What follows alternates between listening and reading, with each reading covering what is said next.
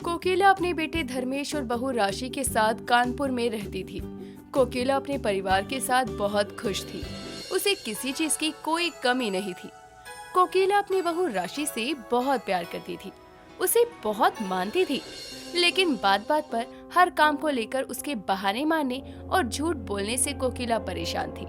उसे समझ में नहीं आ रहा था कि वो अपनी बहू की इस आदत को कैसे छुड़वाए। नए साल वाले दिन सभी लोग नहा धोकर तैयार होकर पूजा करने के लिए मंदिर में इकट्ठा होते हैं। पूजा करने के बाद राशि अपनी सास के पैर छूते हुए कहती है, माँ जी, आज से नया साल शुरू हो रहा है। मैं तो भगवान से बस इतनी प्रार्थना करती हूँ कि हर साल हम लोग ऐसे ही खुशी खुशी साथ में रहें। क्यों धर्मेश जी, सही कहा ना मैंने? आप माँ जी का आशीर्वाद नहीं लेंगे? पहले तुम्हारी बात तो पूरी हो जाए, तभी तो मैं आगे कुछ बोलूं, क्योंकि ना तुम्हारे बोलने का अंत है ना ही बातों का। पता नहीं सुबह के समय भी इतना बोलने की एनर्जी कहाँ से लेकर आती हो तुम। देख रही है ना माँ जी आप, धर्मेश जी कभी भी मेरे किसी भी सवाल का सही और सीधा जवाब तो देते ही नहीं है। उसके बाद कहते हैं कि मैं लड़ती रहती हूँ। यार तुम गुस्सा मत हो, मैं तो मजाक कर रहा था। अब क्या तुम अपने नए साल की शुरुआत मुझसे लड़ाई करके शुरू करोगी क्या, ताकि हम पूरे साल लड़ते ही रहें? मैंने ऐसा कब बोला? लेकिन लड़ाई तो पहले आप ही शुरू करते हैं ना, उसके बाद माँ जी के सामने गलती मेरी बता देते हैं। लेकिन आज तो माँ जी भी सामने हैं, आप झूठ नहीं बोल पाएंगे। बस करो तुम दोनों, सुबह सुबह ही बच्चों की तरह लड़ रहे हो। आज इतना अच्छा दिन है, आज अपने दिन में कुछ नया करने का प्रण लो, कुछ करने की सोचो। आपने बिल्कुल सही कहा माँ जी, ये बात तो मेरे मन में कल से ही आ रही थी कि नए साल पर मैं ऐसा क्या करूं जिससे सब लोग खुश हो जाएं और मेरी लाइफ में भी थोड़ा चेंज आए। इसलिए मैं आज नए साल के दिन संकल्प लेना चाहती हूँ। तुमसे घर का काम तक तो पूरा नहीं होता, संकल्प क्या पूरा करोगी? वैसे तुम संकल्प किस चीज का लेने वाली हो? देखिए, आप मुझे चिढ़ाइए मत, मैं सच बता रही हूँ। इस बार मैं जो संकल्प लूंगी उसे जरूर पूरा करूंगी। अगर ऐसी बात है बहू, तो तू एक ही बात का संकल्प ले कि तू कभी किसी काम को लेकर या कैसे भी कोई बहाना नहीं करेगी, न ही झूठ बोलेगी, क्योंकि तेरी इस आदत से मैं बहुत परेशान हो गई हूँ।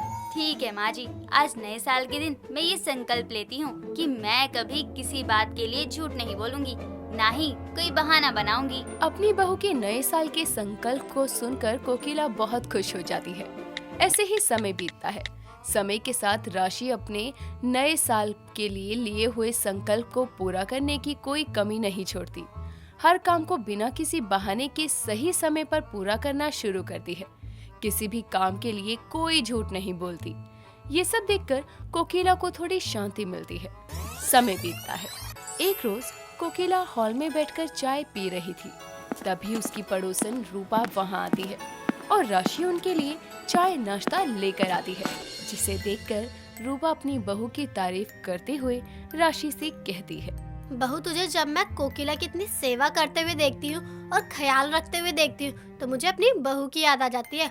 जब वो मेरे साथ थी तो वो मेरा ऐसे ही ख्याल रखती थी, बहुत प्यार करती थी वो मुझसे। क्यों कोकिला, सही कह रही हूँ ना मैं? हाँ बिल्कुल, तू सही कह रही है रूपा। ऐसी बहू मिल जाए तो मानो किस्मत ही खुल जाती है। क्या माँ जी, आप भी रूपा आंटी के झूठ में उनका साथ दिए जा रही हैं? ये तो मुंह मिट्ठू बनने वाली बात हो गई। और आप माँ जी, मुझे तो सब पता है। माँ जी ने मुझे सब बताया है कि कैसे आपकी बहू अपने सारे काम आपसे करवाती थी, यहाँ तक कि अपने पैर भी दबवाती थी। जब आप ये सब नहीं कर पाई तो वो आपको छोड़कर चली गई। फिर क्यों आप उसकी इतनी झूठी तारीफ कर रही हैं? कोकिला, तेरी बहू ये क्या कह रही है? तूने हमारे बीच की बातें सारी इसे बताई हैं और तुम दोनों सास बहू मिलकर पीठ पीछे मेरे हालत के मजे लेकर मुझ पे हंसते हो। नहीं रूपा, ये तो बस मजाक कर रही है। बहू अपनी आंटी को बोल ये सब झूठ है, तू मजाक कर रही है। माफ करिए माँ जी, मैंने नए साल पर संकल्प लिया है कि मैं कभी झूठ नहीं बोलूंगी। आंटी जी, मैं 16 आने सच बोल रही हूँ। आग लगे तेरे संकल्प को, तूने ये संकल्प लेकर मेरा जीना हराम कर दिया है। राशि की बातें सुनकर रूपा को बहुत दुख होता है और वो चुपचाप अपने घर चली जाती है। जिसके बाद कोकिला अपनी बहू को बहुत सुनाती है। राशि के संकल्प के चक्कर में उसका पति और सास दोनों ही दुखी हो गए थे। ऐसे ही समय बीतता है। तभी एक रोज रात के समय धर्मेश नशे की हालत में धुत घर आता है और हॉल में लेटी अपनी पत्नी को जगाते हुए कहता है, माँ कहाँ है? माँ जी, आपका इंतजार करते करते सो गई। ये क्या, अब नशा करके आए हैं? हाँ, वो मेरे दोस्तों ने मेरी ड्रिंक में शराब मिला दी थी, मैंने गलती से पी ली। लेकिन अगर माँ पूछे तो तुम कुछ मत कहना प्लीज। धर्मेश इतना कहकर अपने कमरे में चला जाता है। उसकी मना करने के बाद भी राशि अगले दिन कोकिला के पूछने पर उसे सारी सच्चाई बताती है, जिसे सुनकर कोकिला अपने बेटे को बहुत सुनाती है। जिसके बाद वो अपने कमरे में जाकर अपनी पत्नी राशि से कहता है, यार तुम पागल हो गई हो क्या? कल रात आते ही मैंने तुम्हें समझा दिया था कि माँ से कुछ मत कहना, जो भी हुआ गलती से हुआ, लेकिन फिर भी तुमने जाकर माँ को सब बता दिया। वैसे तुमसे कभी सच नहीं निकलता है और मेरे मामले में बड़ी राजा हरिश्चंद्र बन गई। देखिए, मैंने नए साल पर संकल्प लिया है कि मैं कोई झूठ नहीं बोलूंगी, इसलिए मैंने माँ जी के पूछने पर सब बता दिया। तुमने संकल्प झूठ ना बोलने का लिया है, लेकिन कब कहाँ क्या बोलना है क्या नहीं, ये अकल भी खो दी है क्या तुमने? पागल औरत, बेवजह की डांट सुनवा दी माँ से। धर्मेश इतना कहकर वहाँ से चला जाता है। ऐसे ही समय बीतता है। एक रोज राशि रसोई में काम कर रही थी, तभी उसकी सास कोकिला वहाँ आती है और कहती है, बहू, अगर तेरे पास अच्छी साड़ी नहीं है तो जा मार्केट से खरीद ले आ। मेरी एक सहेली की बेटी की शादी तय हो गई है, तो हमें वहाँ जाना होगा। नहीं माँ जी, मेरे पास बहुत सारी साड़ियाँ हैं, मैं उन्हीं में से कोई पहन लूंगी। ठीक है, और हाँ, वो मेरी बहुत खास सहेली है। अपने नए साल के संकल्प के चक्कर में वहाँ जाकर कोई गड़बड़ मत कर दियो। कोकिला इतना कहकर वहाँ से चली जाती है। ऐसे ही कुछ दिन बीतते हैं। शादी का दिन आ जाता है। कोकिला अपने बेटे बहू के साथ सहेली दीपा के घर जाती है और सभी घर वालों से मिलने जुलने लगती है। तभी उसकी बहू राशि दुल्हन से मिलने उसके कमरे में जाती है, जहाँ वो दीपाली और उसकी बेटी को बातें करता सुनती है। तुझे ये शादी करनी ही पड़ेगी, भगवान न जाने तेरा क्या होगा। भला एक भागी हुई लड़की से शादी कौन करेगा? इसलिए तुझे ये लड़का पसंद हो या ना हो, तुझे शादी इसी से करनी पड़ेगी। राशि दीपाली और उसकी बेटी की सारी बातें सुनकर चुपचाप अपने घर वालों के पास वापस आती है। थोड़ी देर बाद दीपाली बेटी को लेकर मंडप में आती है। तभी लड़का लड़की की उतरी हुई शक्ल देखकर अपनी होने वाली सास दीपाली से कहता है, माँ जी, आपकी बेटी मुझसे शादी करने के लिए तैयार तो है ना? उसको कोई प्रॉब्लम तो नहीं है? नहीं बेटा, ये तो बहुत खुश है और ये आपको बहुत पसंद भी करती है। आंटी जी, आप झूठ क्यों बोल रही हैं?